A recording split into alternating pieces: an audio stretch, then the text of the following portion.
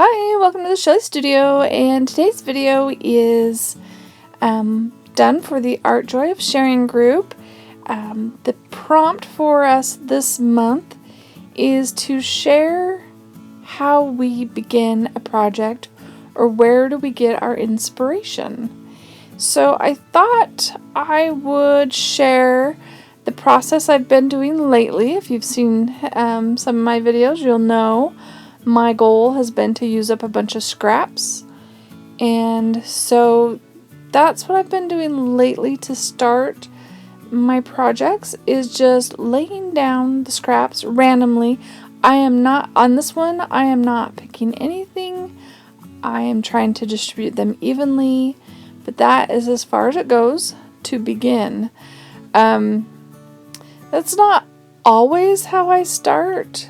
Sometimes I do have a spark of an idea and develop it, but sometimes when I'm stuck for an idea, I just start either painting or collaging, adding color, just to do something, and then eventually, as I'm playing around, I'll get an idea. Now, it's not always successful, let's face it. The artists that have all this fine art, I'm sure they do a lot more planning and a lot more thinking about it than I do. But this is fun art, not fine art. I think I should make a t-shirt, fun art, not fine art. I think it would be funny. But, yeah. So it's just a way of exploring and seeing what you can come up with. Now, I do, another way where I get inspiration is I look at a lot of Pinterest. Not as much as I used to, but that's how I found YouTube art videos, was on Pinterest. And now I watch art videos like exclusively on YouTube. I'm really into the bookmaking lately. I haven't made many, but I'm sure enjoying watching people make them. But that's another place to get ideas. Just looking around, looking at magazines. They don't even have to be art magazines. Regular magazines, they have designers that compose those pictures and, think about the design of them. And they're good ways to, they're good things to use for composition, which this one has no composition because it's just random. And like I said, not all of my collage things are successful in the end. This one, I wouldn't consider it a success. Blah, I can't say that. I wouldn't consider it a success, but it's interesting.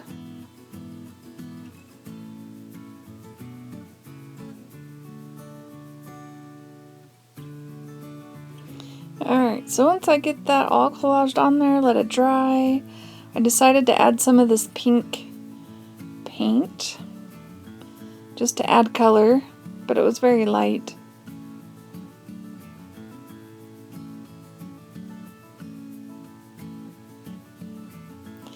Another thing I do is I pull out the brayer and some speedball paint. Now the speedball paint is water reactive, so I wasn't sure what that was going to do, but I just wanted to do something to this background, and so I brayer on a couple of colors, and yeah, I'm not loving it, but it's just playing around, just exploring, just seeing what will happen when I roll paint across a bumpy page. Alright, so that's dry, and now I'm going to take this and we're going to stencil, and I'm just going to use gesso. I thought perhaps if I put some white on here, it would make that background look less busy. Not sure that that's what it did.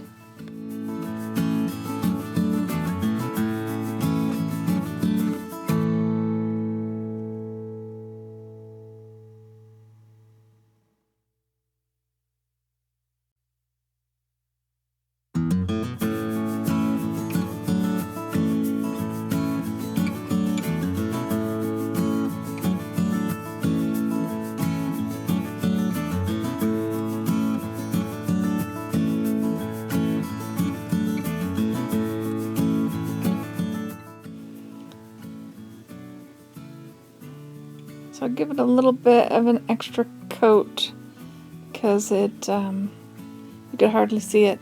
Still looks just as busy. And at this point, I still didn't really know what I wanted. So when in doubt, draw a sailboat. Because I like me some sailboats. And I am using the Stabilo pencil. And I didn't like that line, so I'm going to wash it off with a baby wipe. And we'll stick a couple of boats in here. A big one and a little one.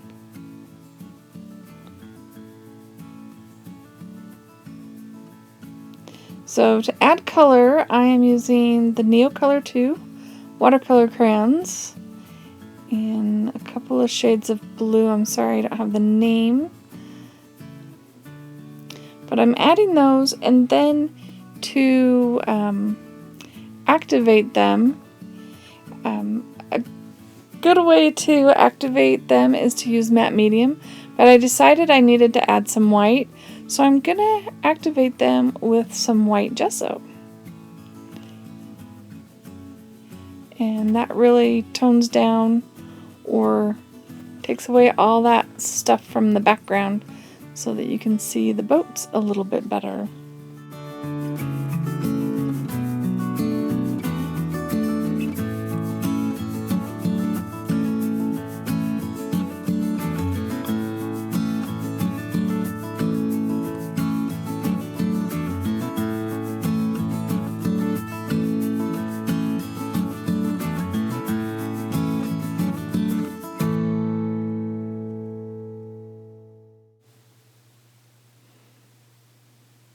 So it's going to jump here. I apologize. I just did the same thing with yellow, but I think my memory card must have run out and I didn't realize it at the time. But I'm just adding a little bit of shading to the sails so that they stand out a little bit more. And that background has been neutralized, I think, at this point.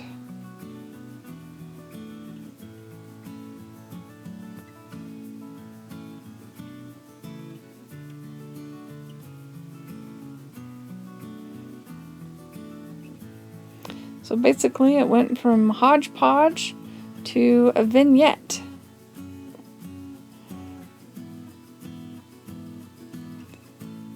Adding some darker blue just to create a little bit more depth in the water.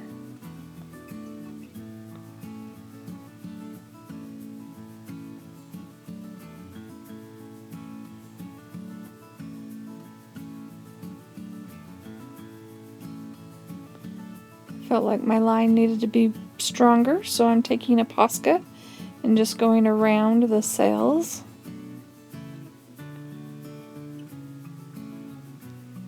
And around the boat. Or both of them.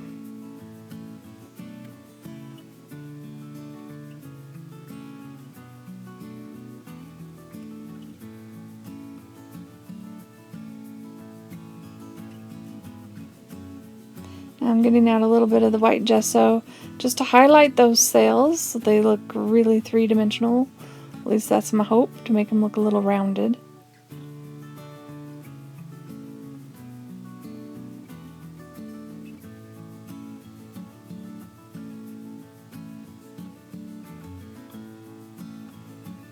And this is just my Stabilo. I figured I would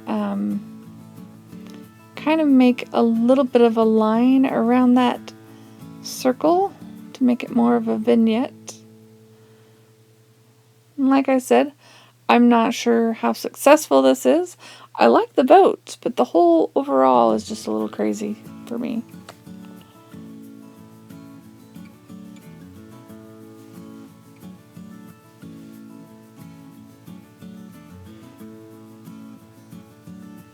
And this is just a charcoal pencil that I'm using to shade around the edges.